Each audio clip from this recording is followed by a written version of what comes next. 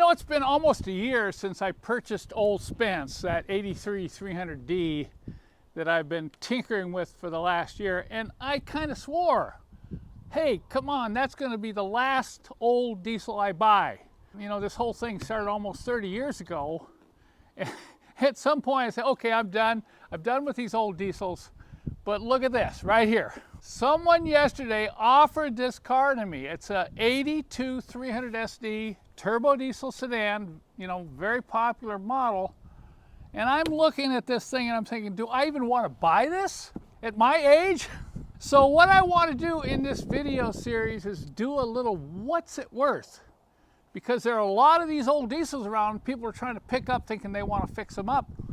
And I know there's people out there that believe that every single one of these should be restored. Well, I don't feel that's realistic, and I disagree. So we're going to look at this 300SD together, and we're going to decide, you know, what's it worth, and is it really worth fixing up? So I'm going to take you on a walk around here, and we're going to take a look at everything, and then I'm going to leave it up to you to leave some comments telling me what I should offer, because that's, the owner said, Kent, just make me an offer. You know, I don't want to offer him $100, that's offensive. So let's figure out what this old Benz diesel is worth. So I want to start out with the body. Let's take a close look here. It's obvious that there's been some repaint on this car, and it's really obvious the whole car is going to need a repaint. But you've got evidence here that this is an unloved old Mercedes. Look at the crazing in the headlight door. You know, it's loose. Turn signal is all faded. Come across to the grill.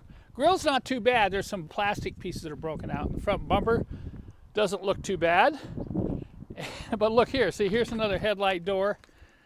I've often said be careful that you don't purchase a diesel that has been unloved, because you're going to find way more wrong with it after you bring it home. It looks like the hood sprung a little bit. It's not fitting properly, but you can see these little primer spots everywhere.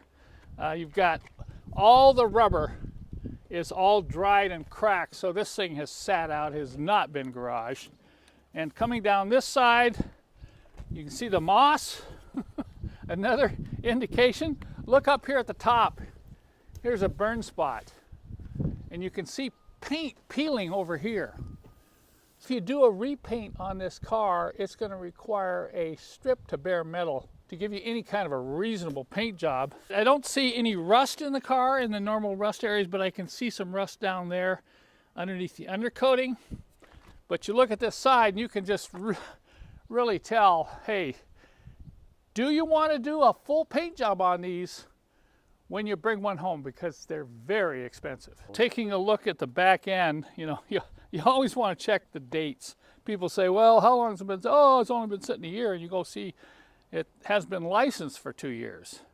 But here, it looks like this was recently driven at least a year ago. I don't know. So I'm going to open the trunk. Oh, the button's gone right there. Look at that. Somebody ripped out. This is all bent here. The trunk is all scratched up. These are aluminum trunks and hoods on these 300SDs, so you want to make sure you get a straight one. I'll reach in here. I think he may have set this up so you could push it. That's right, to open it up. Let's take a look inside the trunk. Well, we've got some goodies in here. Here is an 85 air filter and an old blower motor. That tank might clean up pretty well. Okay, let's see if it's got a spare. No, yeah, the spare's in there. I love these ads where they say, yeah, it's even got the spare tire. So what? Okay, let's look at this left rear fender. I know what some of you are saying, Kent, you know, anything can be fixed. Sure, anything can be fixed. This can be fixed. But once again, is it worth it? That's a pretty significant dent, and you're going to have some real metal stretch here when you try to pound this out. A good body shop would cut here, down there, and replace the whole rear quarter panel. And then up here at the doors, same thing, dents, chips, primer spot. Looks like it's been hit. Yeah, it's been hit right here, and that's been shoved in. So there's another place it's going to require some significant body work. Let's take a look at the interior. One of the first things I look at is the dash. You know, a cracked dash is very painful to look at, and replacing these dashes is not easy. Plus, trying to find a good one is getting very, very difficult. So this dash is wasted. I'm going to open the door here. And typical of these old diesels, the front seat is shot. Just like an old Spence, ripped up. Now that seat over there doesn't look bad, the passenger seat. But if you look in there, all the wood's gone. That's another indication that it has been left out in the sun. The switch wood is bad. The headliner's torn. Look up there at the headliner. Well, that's not any fun. Let's open the rear door.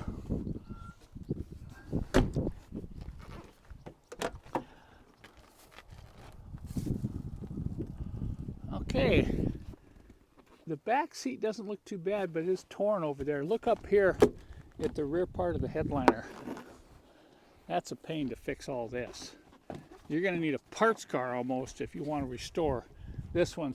The interior is definitely lacking. Power seats don't work, sunroof doesn't work, power windows don't work, and so on. But the doors close good. And finally, let's take a look at the engine, because this is what everybody is really interested in, these old 5-cylinder turbo diesels. There it is. Well known and has a reputation of being one of the best passenger diesel engines ever built. So what are we seeing here? At least the engine is cleaner than the rest of the car. Take a real close look at it. You know, the CAD plating's missing, so it's not like brand new. I don't see too much oil. Usually you see these things, it's got oil and grease all over the valve cover like you saw in old Spence. But I'm going to get in and let's see if it'll fire up. The owner gave me the key. He said, yeah, it runs good. Okay. Hello? Oh, shoot. It's not going to start. That battery's dead. I don't have any way right now to boost that battery. Let's just consider that maybe or maybe not the engine okay, but remember, even the driver's door closes good. I wanted to show you this because this is clever. I mean, I've seen a lot of different ways people have tried to keep their hood pads from falling down, but this one's unique. Shows a high level of critical thinking. More rust spots under the paint here, and we're missing the trim around this windshield. Looks like somebody replaced the windshield at some point. So unfortunately I couldn't get it started, but I think you've seen enough here, you know, maybe a few clues that let you know what this car is worth. So what I want is, I don't want any like offer them 100, because you know there's parts on this car that are worth something. So if you're going to tell me what I should offer for this car, please be realistic, but leave your comments. Now in part 2, I'm going to get this engine running, and then we'll give you a chance to either raise or lower your offer depending upon what we find with the mechanical part of the car in part 2.